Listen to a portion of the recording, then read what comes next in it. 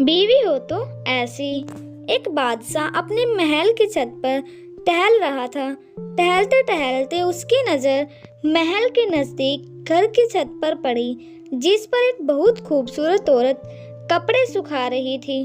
بادشاہ نے اپنی ایک باندی کو بلا کر پوچھا، کس کی بیوی ہے یہ؟ باندی نے کہا، بادشاہ سلامت، یہ آپ کے غلام فیروز کی بیوی ہے۔ بادشاہ نیچے اترا۔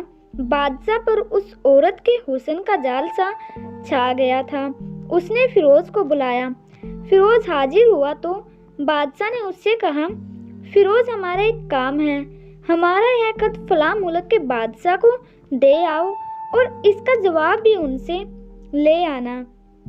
فیروز خط کو لے کر گھر واپس آ گیا۔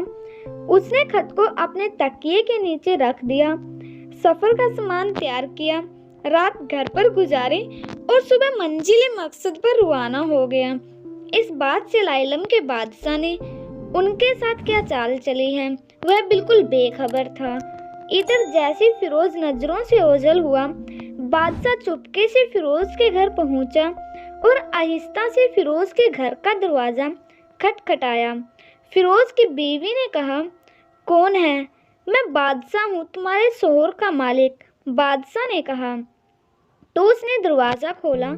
بادشاہ اندر آ کر بیٹھ گیا۔ فیروز کی بیوی نے حیران ہو کر کہا، آج بادشاہ سلامت یہاں ہمارے غریب خانے میں؟ بادشاہ نے کہا، میں یہاں مہمان بن کر آیا ہوں۔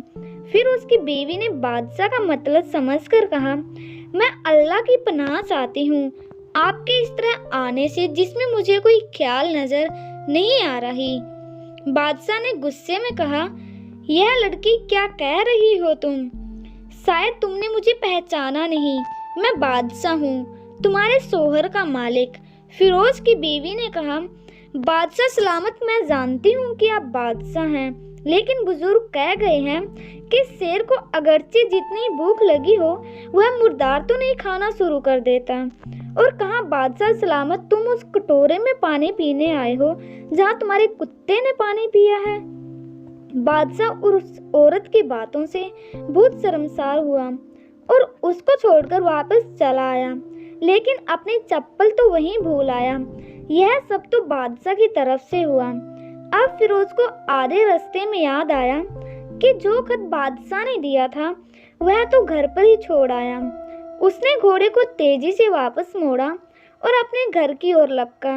فیروز اپنے گھر پہنچا تو تکیے کے نیچے سے خط نکالتے وقت اس کی نظر پلنگ کے نیچے پڑے بادشاہ کے چپل پر پڑی، جو وہ جلدی میں بھول گیا تھا۔ فیروز کا سر چکرا گیا اور وہ سمجھ گیا کہ بادشاہ نے اسے سفر پر اس لیے بھیجا ہے تاکہ وہ اپنا مطلب پورا کر لیں۔ فیروز کسی کو کچھ بتائے بغیر چپ چاپ گھر سے نکلا۔ خط لے کر وہ چل پڑا اور کام کرنے کے بعد بادشاہ کے پاس واپس آیا تو بادشاہ نے انہیں انعام کے طور پر 100 دینار دیے۔ فیروز دینار لے کر بازار گیا اور عورتوں کے استعمال کے قیمتی کپڑے اور کچھ تحائف بھی خرید لیے۔ گھر پہنچ کر بیوی کو سلام کیا اور کہا، چلو تمہارے مائکے چلتے ہیں۔ بیوی نے پوچھا، یہ کیا ہے؟ کہا، بادشاہ نے انعام دیا ہے اور میں چاہتا ہوں کہ تم یہ پہن کر اپنے گھر والوں کو بھی دکھاؤ۔ بیوی جیسے آپ چاہیں وہ تیار ہوئی اور اپنے والدین کے گھر اپنے شوہر کے ساتھ روانہ ہوئی۔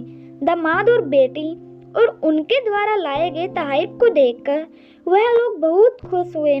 فیروز بیوی کو چھوڑ کر گھر واپس آ گئے۔ 1 مہینہ گزرنے کے بعد بھی نہ تو بیوی کو پوچھا نہ ہی اس کو واپس بلایا۔ پھر کچھ دن بعد اس کے سالے اسے ملنے آئے اور فیروز سے کہا، آپ ہمیں ہماری بہن سے غصے اور ناراضگی کی وجہ بتائیں، نہیں تو ہم آپ کو قاضی کے سامنے پیش کریں گے۔ تو اس نے کہا کہ جیسا آپ کرنا چاہو تو کر لو، لیکن میرے ذمے اس کا ایسا کوئی حق باقی نہیں جو میں نے ادا نہ کیا ہو۔ وہ لوگ اپنا کیس قاضی کے پاس لے گئے تو قاضی نے فیروز کو بلایا۔ قاضی اس وقت بادشاہ کے پاس بیٹھا ہوا تھا۔ لڑکی کے بھائیوں نے کہا، اللہ بادشاہ سلامت اور قاضی صاحب کو صحیح سلامت رکھے۔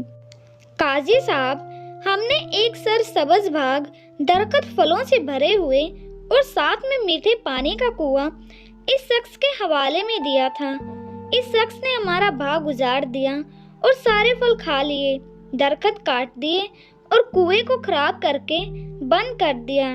قاضی نے فیروز کی طرف متوجہ ہو کر پوچھا، ہاں تو لڑکے تم کیا کہتے ہو اس بارے میں؟ فیروز نے کہا، قاضی صاحب، جو باغ مجھے دیا گیا تھا میں نے اسے اس سے بہتر حالت میں اسے واپس کیا۔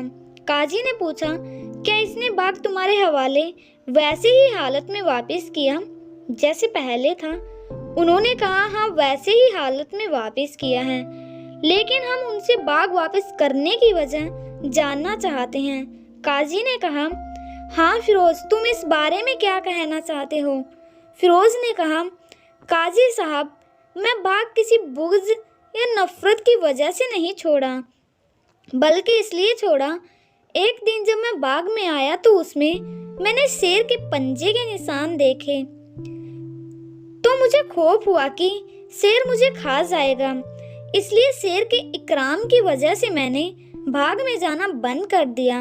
بادشاہ جو ٹیک لگائے یہ سب کچھ سن رہا تھا اٹھ کر بیٹھ گیا اور کہا، فیروز، اپنے باغ کی طرف امن اور مطمئن ہو کر جاؤ۔ اللہ کی قسم، اس میں کوئی شک نہیں کہ شیر تمہارے باغ میں آیا تھا، لیکن وہ وہاں پر نہ تو کوئی اثر چھوڑ سکا، نہ کوئی پتا توڑ سکا اور نہ ہی کوئی پھل کھا سکا۔ وہ وہاں پر تھوڑی دیر رہا اور مایوس ہو کر لوٹ گیا، اور خدا کی قسم، میں نے کبھی تمہارے جیسے باغ کے گرد لگی مضبوط دیواریں نہیں دیکھی۔ فیروز اپنے گھر آ گیا اور اپنی بیوی کو واپس لے آیا۔ نہ تو قاضی کو پتا چلا اور نہ ہی کسی اور کو کہ ماجرا کیا ہے۔ کیا خوب بہتر ہے اپنے اہل و عیال کے راز کو چھپانا، لوگوں کو پتا نہ چلے، اپنے گھر کے بید کسی پر ظاہر نہ ہونے دیں۔ Thanks for watching, please subscribe our channel.